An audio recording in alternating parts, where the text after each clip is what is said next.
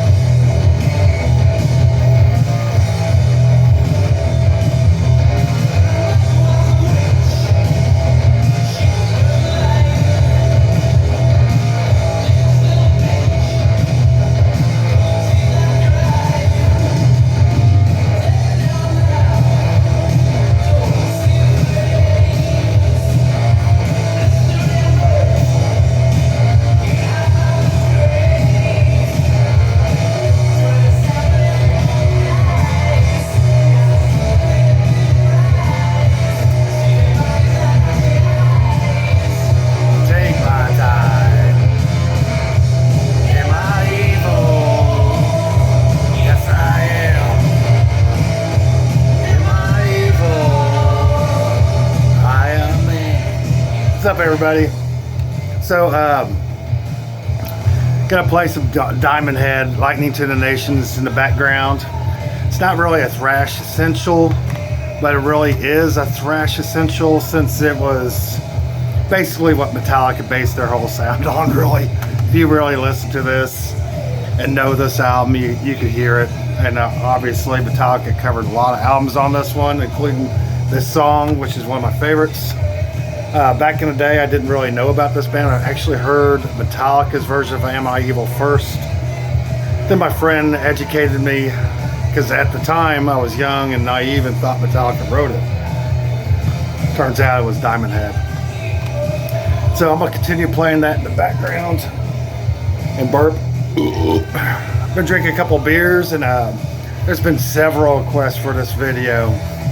Basically, thrash essentials that are not the big four or the big eight or any of the, like, Anthrax, Overkill's, Testaments, Slayers, Metallica, Megadeths, all those badass bands, Exodus, just other bands that I thought were killer back in the day when I was growing up. There for a long time, I didn't know people. I was so isolated. I didn't know people on the outside really listened to this stuff. I thought they pretty much listened to the main bands. All these bands are well known. There's nothing here that you don't know. Just bands that I personally think are essential for every thrash metal collection. There's some crossover thrash in this. There's some just regular thrash. There's some Bay Area thrash. Some Canadian weird shit. But I'm going to start this off with one of my favorites. I wear the shirt all the time. Voivod's War and Pain. 1985. It's pretty freaking early in the scene. This is one of those one presses, Relativity Records press. But for the longest time, the only Voivod albums I'd listen to would be this one, Roar, just the earlier ones. But lately I've been listening to more of the newer stuff, and I'm really fucking loving it right now. But this album, to me, back in the day, was just insane. The song Voivod, and that was another thing about this. Voivod is actually separated. It's not one word. But Voivod, the track, was fucking amazing. Warriors of Ice. This title track, War and Pain, freaking rules. Live for Violence. Nuclear War is a freaking absolute banger. Absolute essential in any thrash metal collection.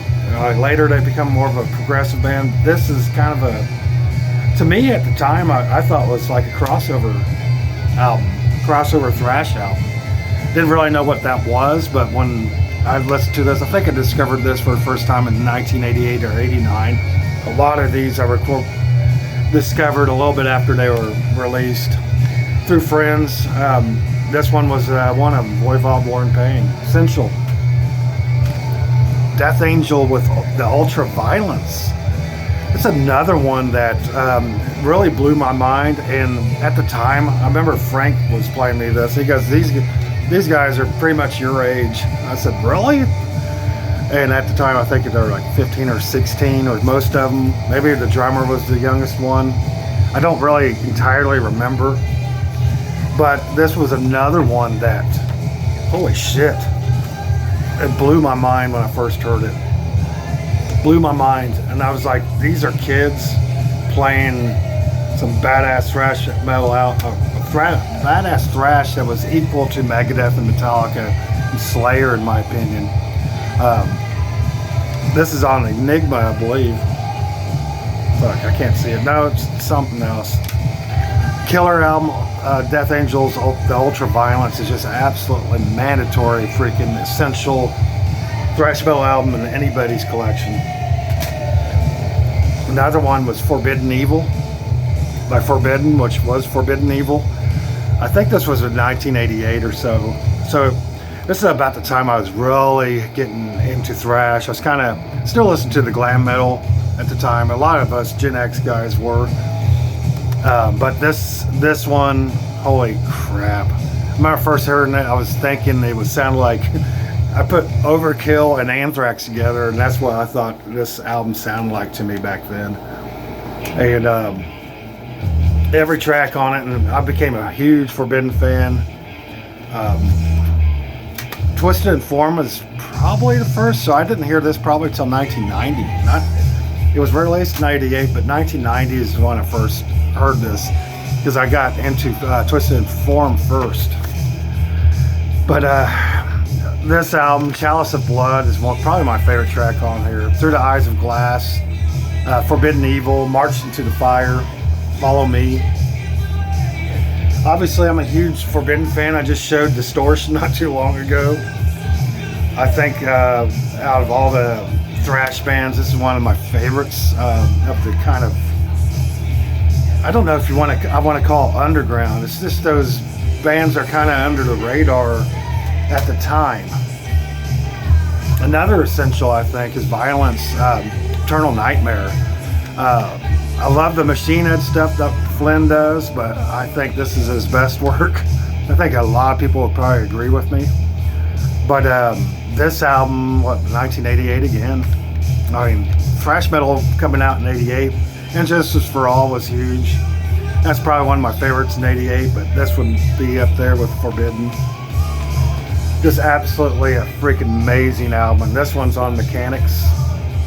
I think most of these are original pressings, maybe second pressings. I don't know. I don't care. They're just old ass fucking versions. But this album took me by storm. At first, the vocals kind of annoyed me. I will have to admit that. But it's one of those albums that you keep on trying to get into. Eventually, it clicks. It's one of those for me. Favorite track on this is probably Serial Killer, Calling in the Coroner, and Kill on Command. Kill on Command is probably the best track on this one. Absolutely amazing freaking thrash metal record. Nuclear Assault. I mean, my favorite album is Handle with Care, but Survive was another one that I fucking loved. Game Over, Survive, and Handle with Care. This album was released in 1988 as well. Holy shit. I got to all the 98s for some reason, but 1988, not 98, 88. I was in 8th grade when I first heard a couple of these albums. I don't know exactly when this one was, probably around 88, 89. My friends and I used to skateboard to this a lot. Had the nice skateboard with the sex wax, and you know the deal. Anybody that skated back then knows what I'm talking about. And this is one of those albums that just, every time I hear it, I think of skating down half pipes and down the road and getting on my mongoose with my skateboard on my back and going to the skate park. This shit brings it back. And also, I know this is funny, but for some reason, every time I hear this album, I think of Mutant Ninja Turtles or Teenage Mutant Ninja Turtles. I don't know why. You have to be my age back then to understand that. Maybe it clicks with somebody else. It definitely clicks with me. But Nuclear Assault, Survive, essential.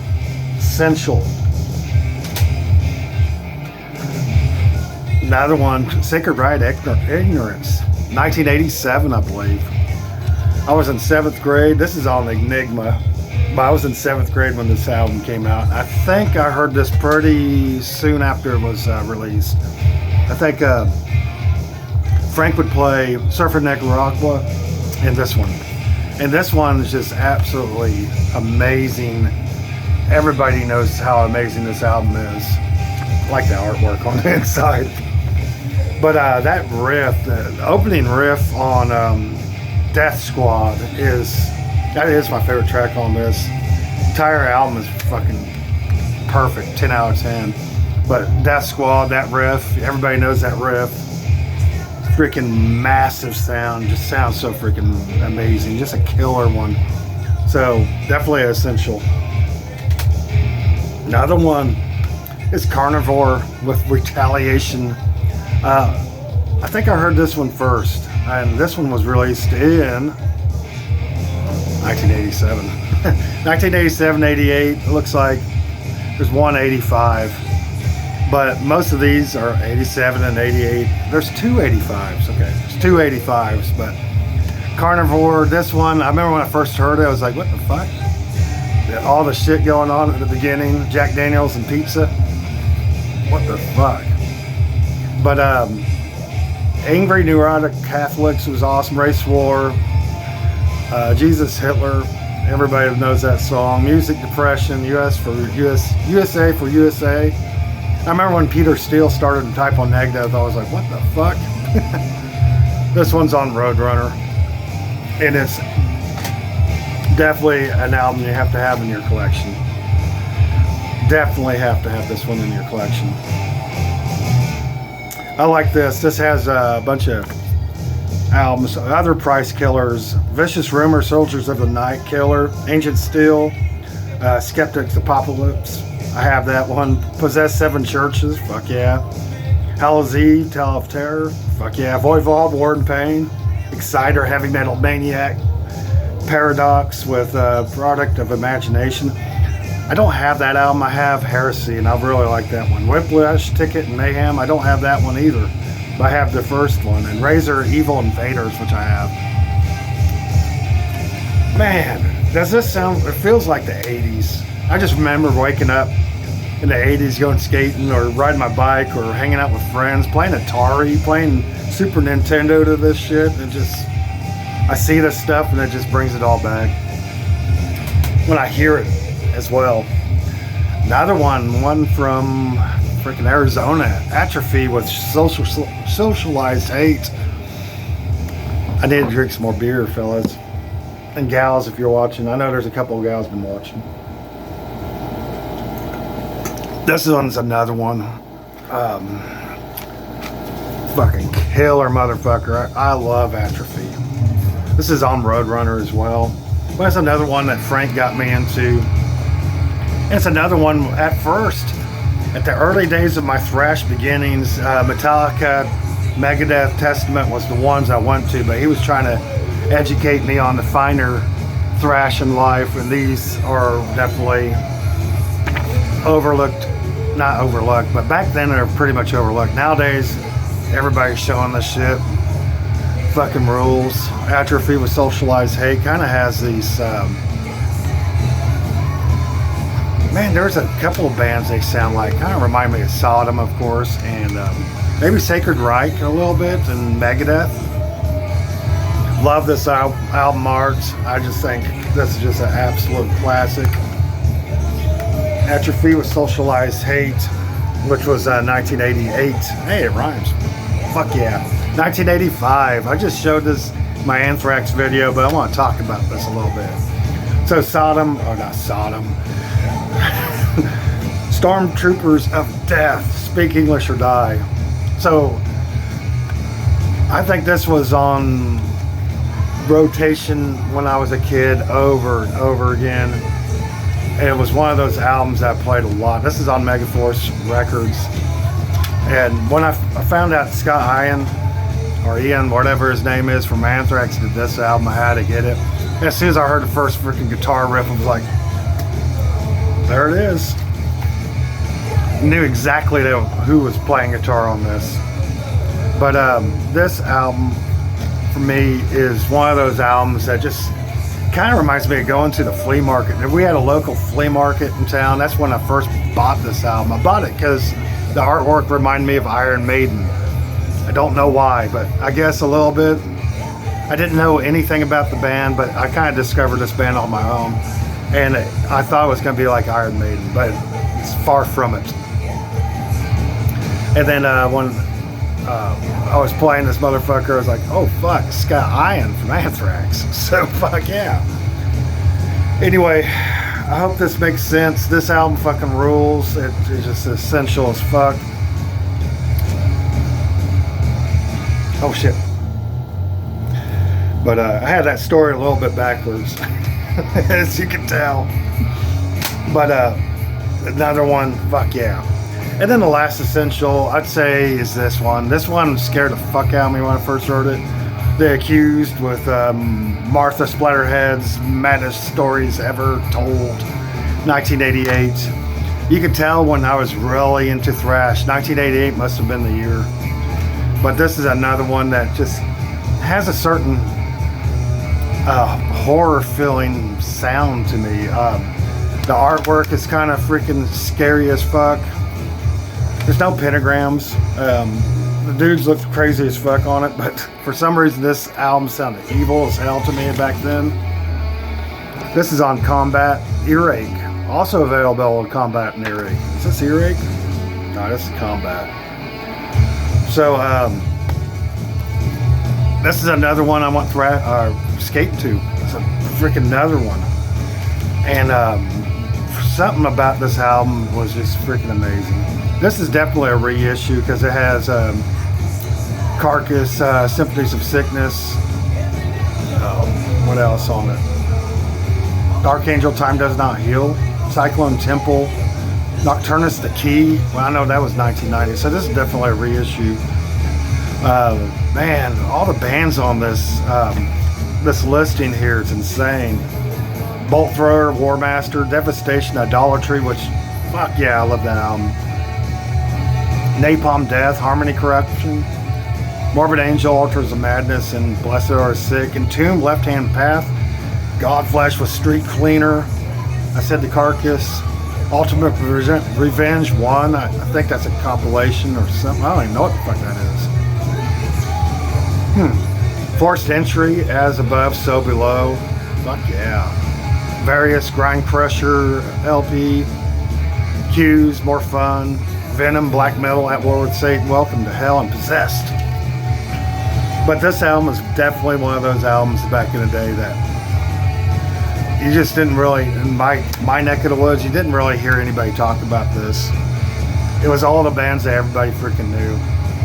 And fortunately, I had some friends that was hip on the, older friends actually, that was hip on that older shit, or the other shit that nobody was really listening to. And I got lucky. I'm just one of those guys that got lucky. But anyway, I think this video is okay. I fucked up a little bit on the SOD. I did discover it. That's when I discovered it first, was at the deal. And then I found out Scott Ian was in it after I got home. I was like, holy fuck, you open that up. I think there's a couple other people on this. Fucking amazing album. I have multiple copies of this, and I have another Sodom out, or not Sodom. Goddamn, I can't get that out of my fucking head.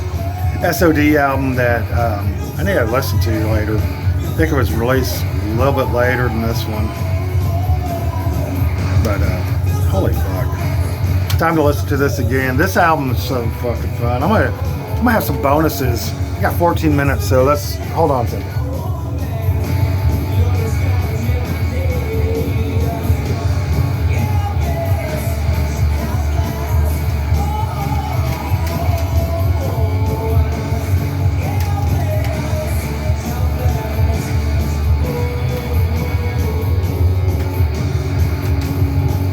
Okay, I'll call this the bonus essentials. 5 bonus essentials. Sepultura with Schizophrenia, of course, is my favorite album by them. It's another one that I think, I can't remember exactly. I think it was Beneath the Remains I heard first, and then when I went back and I got this one. And this one blew my freaking mind, especially it starts off with the Psycho. I fucking love that. And also there was another thing back then that really made me attracted to this album was, my phone just fucking glitched. I'm going to start this over. It was telling me that fucking CD was over. But another thing was Metallica did like Call of Cthulhu, and the instrumental is Orion, and this one had forgot the name of it. This had the instrumental Inquisition Symphony. I fucking love it. I remember I made a mixtape with just instrumentals, and I just fucking listened to that over and over again. I love instrumentals, especially the good old thrash metal instrumentals. Another one was Incubus, and this album to me was just insane when I first heard it. I didn't know what to make of it. The production was all cluttered, and it just blew my mind. It was another one of those essentials that everybody should have in their collection. Incubus with Serpent Temptation. And I like the Christian, most people don't know this band is Christian, but they are. But if you look at this, it has the two skeletons, which is Adam and Eve, and a snake. And they're in the desert, which is really Christian based. And then, I don't know, it just, most people don't know it, but they are. I think there's a song on here that's really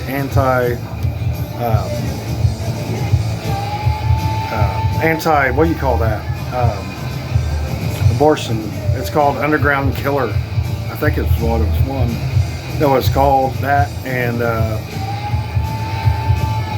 there's a couple other ones, but Blaspheming the Prophets, different stuff like that. This is an absolute banger. I've had too much freaking beers, fellas. Cheers. Way too much.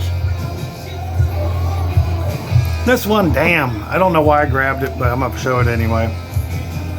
Lights, Camera, Action, Suicidal Tendencies. I just talked about this, so I'm not gonna expound about that a little bit more, talk about it at all. Fuck.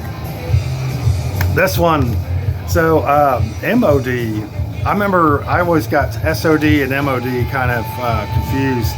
This is a cool freaking double CD. I don't even know if I've ever shown it, but I don't think I have. But it's got the classics on it, both of them. Gross Misconduct, which is our second, and the USA for MOD, which is my favorite. I remember my favorite track on this, I remember when I was a kid and I played at school all the time, was Bubble Butt. It's one of those kind of humorous, kind of crossover thrash albums, but absolutely essential in any thrash metal collection. And I'm fighting this motherfucker to go back in there. But I remember when I first heard this, I remember we was laughing our asses off. I think I was probably 14, was playing Kid Icarus on Nintendo, Super Nintendo. I believe it was Kid Icarus. The Kid Icarus, playing this album and just laughing our fucking asses off after school. Absolutely freaking amazing album. And the last one I'll show is Agnostic Front. I always like Cause for Alarm. Victim in Pain is pretty good, but I always like Cause for Alarm a lot better. This is, you know what? I fucked up. There was Victim in Pain on vinyl at the record shop.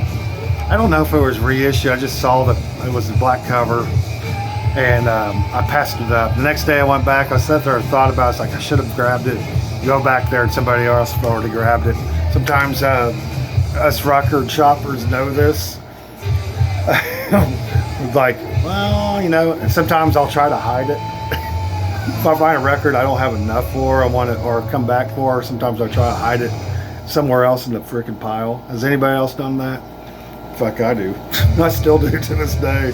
But I didn't hide that motherfucker, so I wish I did. But I'd love to have this on wax too. Killer albums. So, there's my video. It's all over the fucking place. I don't even know if I'm gonna post this. I may. I may post this just because it's so fucking stupid. Later all.